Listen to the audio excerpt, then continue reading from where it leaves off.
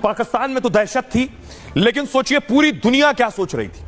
पूरी दुनिया, Donald Trump को बताया गया कि भारत ने अटैक कर दिया। डोनाल्ड ट्रंप कह रहे हैं उन्हें पता था कि कुछ ऐसा होने जा रहा है, लेकिन साथ ही साथ वो शांति की बात भी कर रहे हैं। अब देखिए, दुनिया को पता चला कि भारत ने बदला ले लिया है, भारत ने करारा जवाब दे दिया है। अब भारत पुराना वाला भारत नहीं, जरा सा भारत को सुई चुभोगे तो इस तरह से मिसाइल गिरेंगी।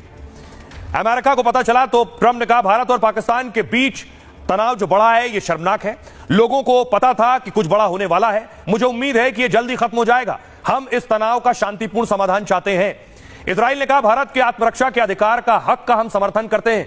आतंकियों को पता होना चाहिए कि छिपने की कोई जगह नहीं है, वो कहीं नहीं बच पाएंगे और भारत ने जो किया है वो सही किया है। कतर कह रहा है भारत पाकिस्तान मिलकर तनाव को कम करें, इस मामले को कूटनीतिक तरीके से हल किया जाए। चीन ने कहा हमें भारत की सैन्य कार्रवाई खेदजनक लगी है। देखिए, दोस्त को ज्यादा खराब लग रहा है क्योंकि आतंकियों को बचाने वालों में भी ये शामिल है। मसूद अजहर को आतंकी घोषित ना किया जाए, चीन उस पर वीटो लगाता रहा।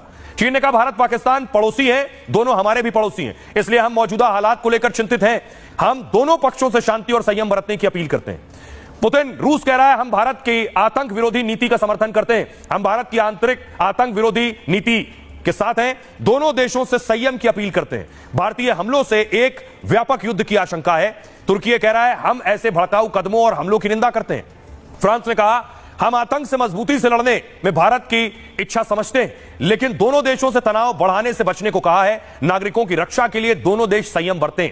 अब आपको बताऊं कि आखिर ये ऑपरेशन सिंदूर कैसे बनाया गया, कैसे प्लान किया गया, कैसे किया जाना है। पहलगाम हमले के बाद से ही भारत की तैयारी दरअसल शुरू हो गई थी। 26/11 अटैक के बाद आम नागरिकों पर यह सबसे बड़ा हमला हुआ था भारत में। प्रधानमंत्री ने कल्पना से परे अंजाम भुगतने की चेतावनी दे दी थी। दरअसल रॉ ने पाकिस्तान के 21 टारगेट्स की लिस्ट बनाई थी। रॉ भारत की खुफिया एजेंसी है। इसमें 9 टारगेट को सेना ने हमले के लिए चुना, 21 में से 9। 3 मई को पाकिस्तान पर जवाबी कार्रवाई की प्लानिंग थी। सोचिए, पाकिस्तान के कुछ नेता कह रहे थे 3-4 मई को हमला होगा। 3 मई की प्लानिंग थी भारत की।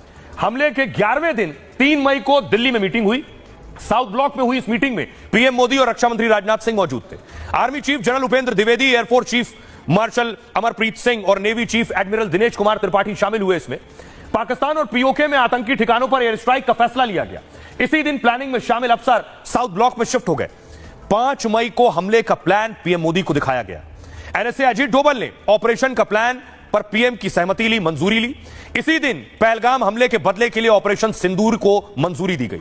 हमले में शामिल टीम उसके बाद साउथ ब्लॉक में ही शिफ्ट हो गई। किसी को बाहर जाने या किसी से कांटेक्ट करने की इजाजत नहीं थी। 6 मई को एक बार फिर एनएसए अजीत डोभाल प्रधानमंत्री मोदी से मिले। 24 घंटे में मोदी और